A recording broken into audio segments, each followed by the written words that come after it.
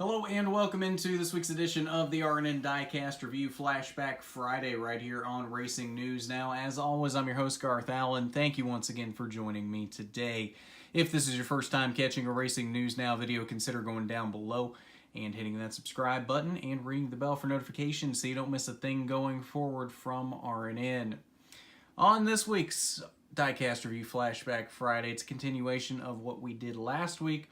On Flashback Friday, last week we had the 1994 Jeff Gordon Brickyard 400 race to win version, Jeff's first Brickyard 400 win in the inaugural running of the race. And today we are looking at his record-holding 5th career victory at Indianapolis, the final of his career in 2014. So we'll take a look at the box here. Standard race to win box from 2014 with a winner sticker and the Sprint Cup Series logo on the top. On the side, golden ticket logo. That was a promotion they were doing that year, trying to give away a few things to some people that found golden tickets in these boxes. I was never lucky enough to actually find a golden ticket, unfortunately. Raced version sticker here on the side of the box with a few details. Sticker here again on this side. 2014 Sprint Cup schedule on the back of the box. And then the production sticker on this side, ARC Platinum Series, one of 2,641 of these made in the Platinum Series. Alright, so what comes in the box? Pretty standard stuff for the last few years. Sprint Cup Series winner's sticker.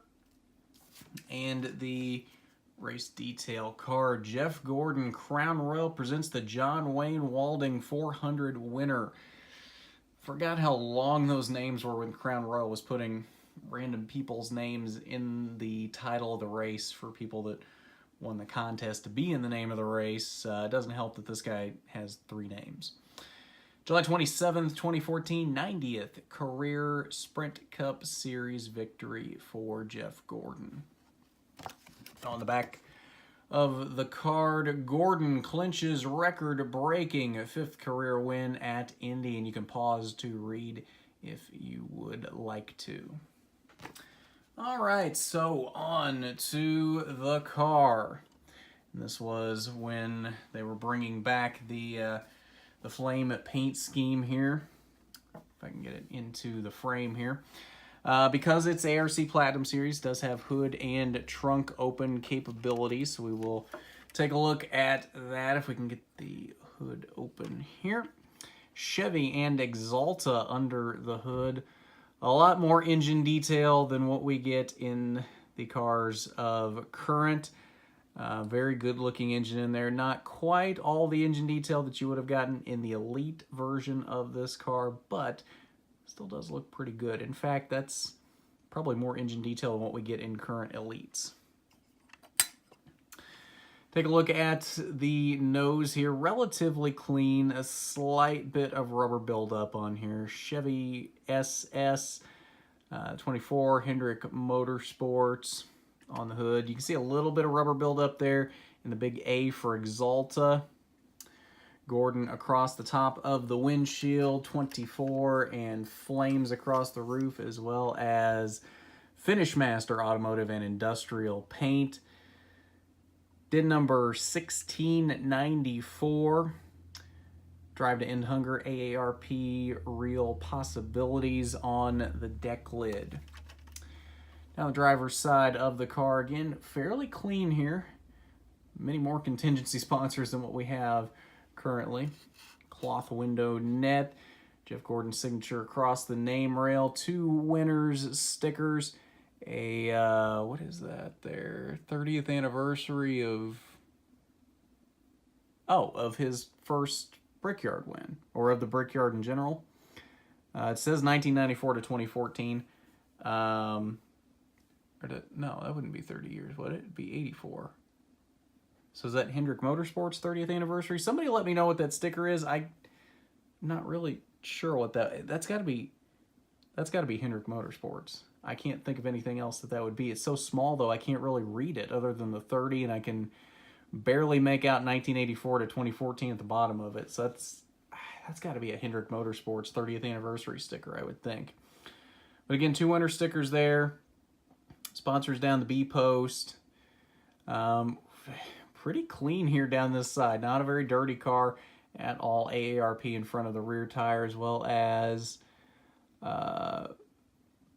bethamatch.org. Not really sure what that is. Axalta, Pepsi Max and Axalta back here. Down the C post, we've got, what is that? Happy 65. Oh, happy 65th birthday, Mr. Hendrick. Cool little sticker there. Panasonic and Valvoline. On the back bumper, Finish Master, Automotive and Industrial Paint once again. Chevy SS, Valvoline, and the number 24. Crazy how much bigger the spoiler was back then than it currently is. And then down the passenger side looks relatively similar to the driver's side. And then finally we'll take a look here under the deck lid at the fuel cell detail.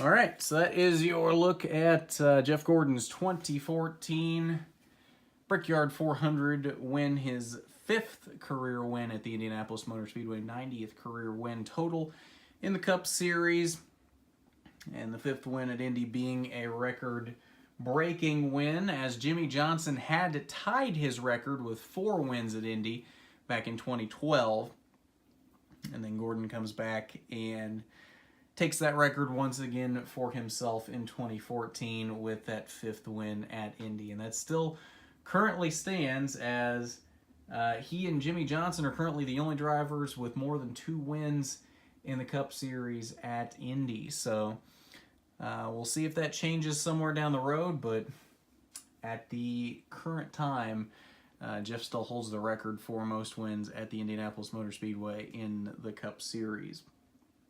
But I believe that'll do it for us here on today's RNN Diecast Review Flashback Friday. Coming up on Wednesday's normal Diecast review, we're looking at Clint Boyer's race win version from Martinsville from the STP 500 back in the spring. Pretty good looking car there, so I'm excited to bring that to you on Wednesday.